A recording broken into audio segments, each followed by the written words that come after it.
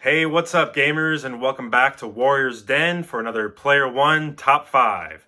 So today I'll be focusing on my top 5 Nintendo GameCube games. That was the next console I got after the N64. Obviously, it was the successor to the N64. So I got it for Christmas, 2001, 2002, one of those years it came out. I got it for Christmas that year. Came with Luigi's Mansion Sunshine. Maybe those games will be on the list, we'll see. But yeah, it was great. I think it was a great console. I feel like looking back on it, maybe it got mixed reviews, but personally I enjoyed it. Had some great games on it, and we'll take a look at those.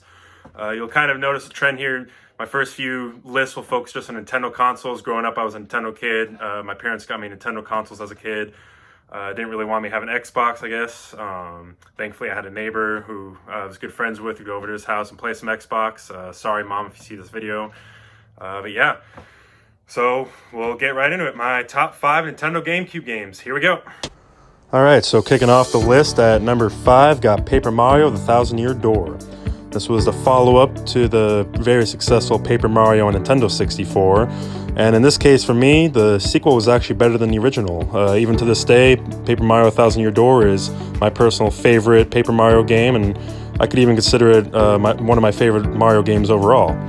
The main premise in this game was you're obviously playing as Mario, collecting 7 crystal stars to open up the Thousand-Year Door, while at the same time setting out to rescue Princess Peach, because of course it wouldn't be a Mario game if you weren't trying to rescue Peach.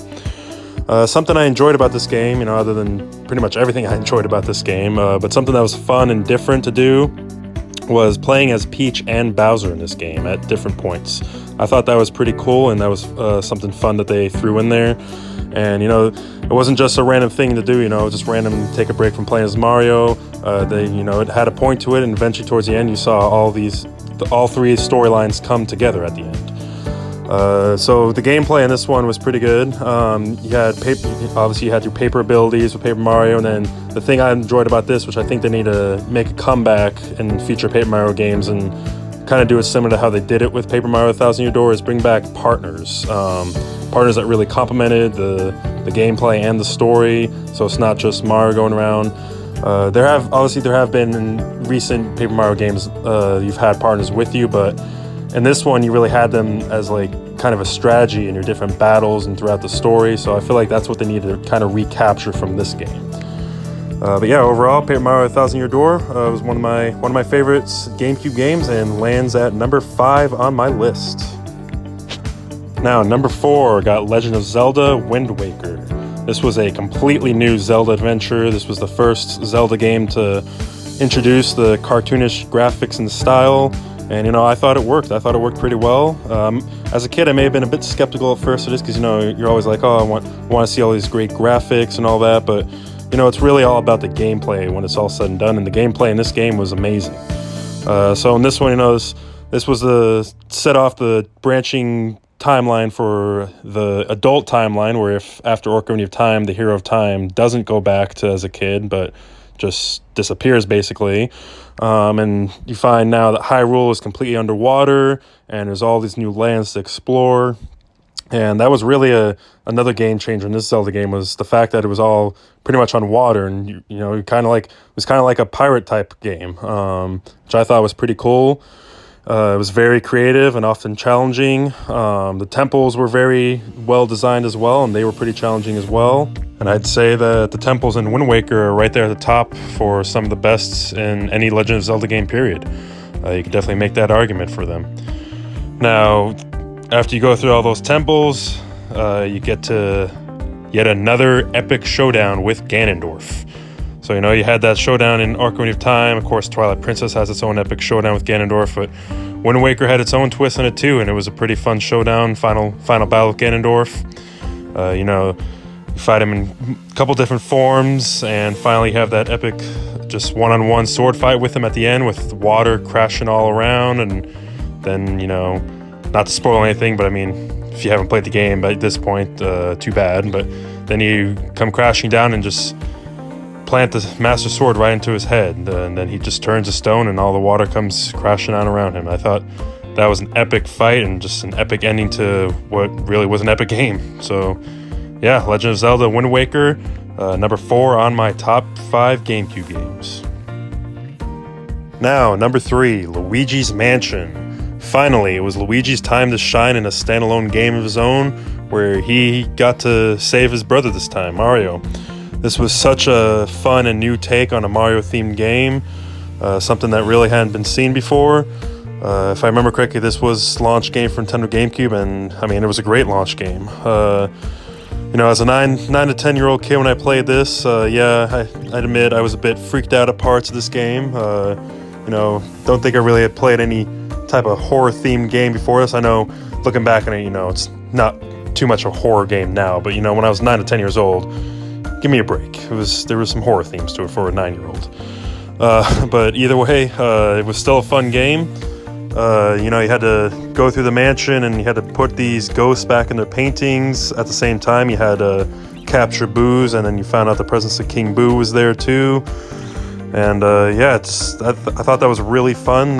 Fun design to the game to catch these different ghosts. Each of them had their own unique kind of little backstory to them, and you had those other little pesky ghosts throughout the mansion, but it was really the uniqueness to each boss ghost and area of the mansion that I felt really did well for this game. And the boss fight at the end, against King Boo, and can't quite remember. It's been some time since I played this game. Some sort of Bowser type thing with King Boo, but from what I remember, it was a pretty epic boss fight and a pretty epic ending to an epic game.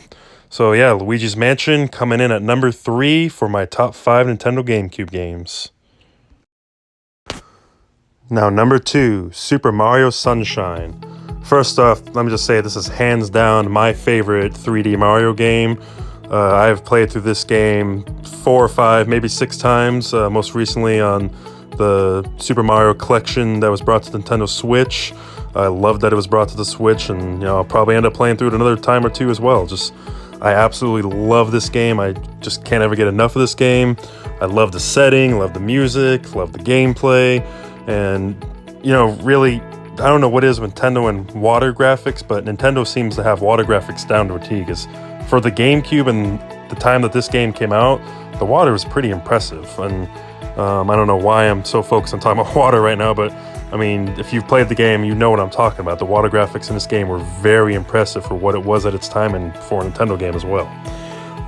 This game saw the introduction of Bowser Jr., and that reveal came after one of the more fun Mario levels I've ever played, with that battle against Mecha Bowser on the roller coaster and whatnot. That was a lot of fun. That's one of my favorite parts of the game.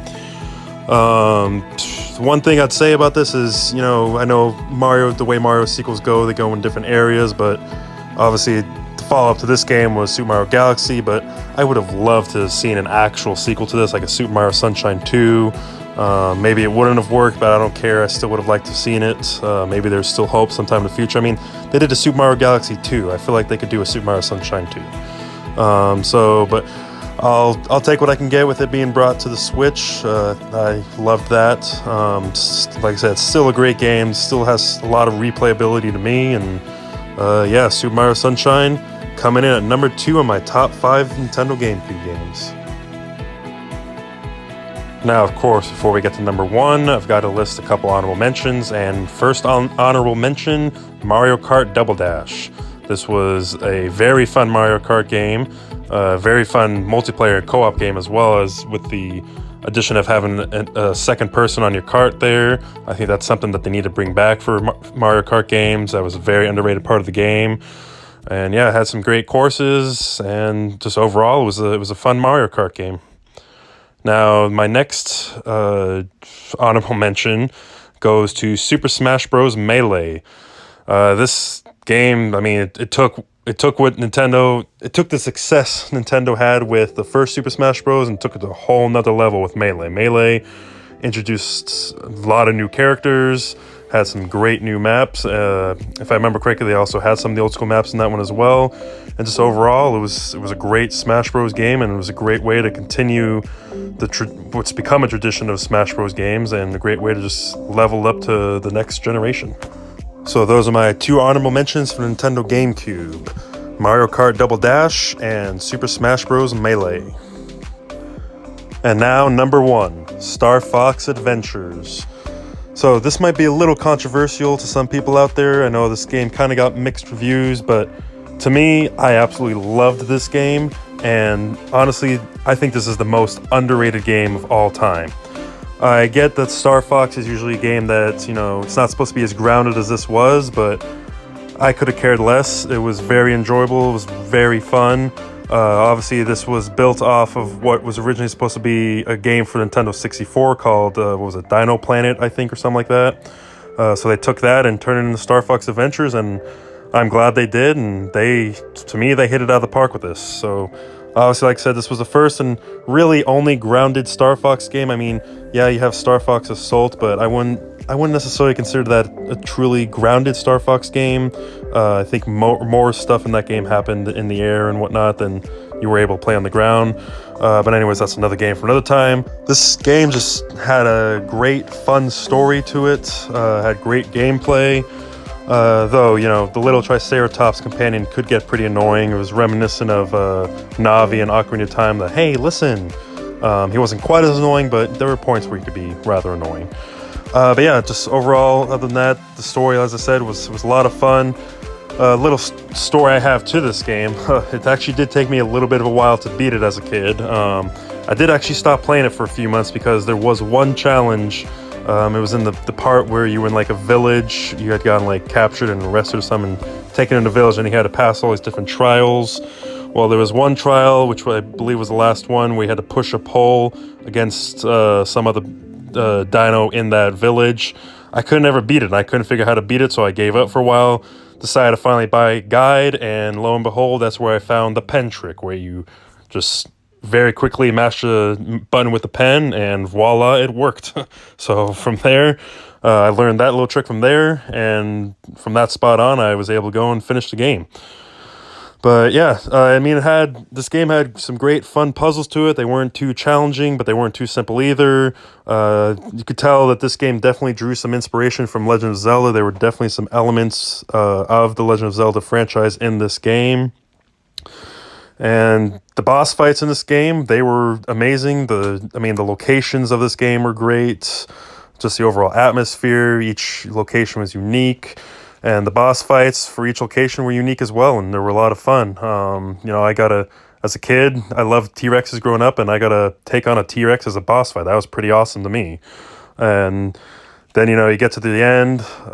Again, spoiler alert, if you haven't played this game, it's kind of obvious. It's a Star Fox game that Andross would be in this game, but he came back. Because if I'm correct, this pretty much was a sequel to Star Fox 64. So, shocker, Andross comes back. I don't think you can have a Star Fox game without any mention of Andross.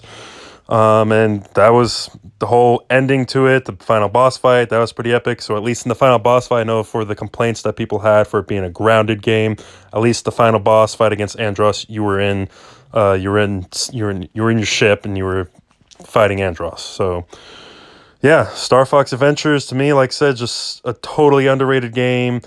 I can understand why some people had some issues with it, why they feel like it wasn't a true Star Fox game, but to that, I just say, get over it, build a bridge, get over it. It was still a great game for what it was and for its time, and this is another game I feel like I mentioned, Super Mario Sunshine could have done with a sequel.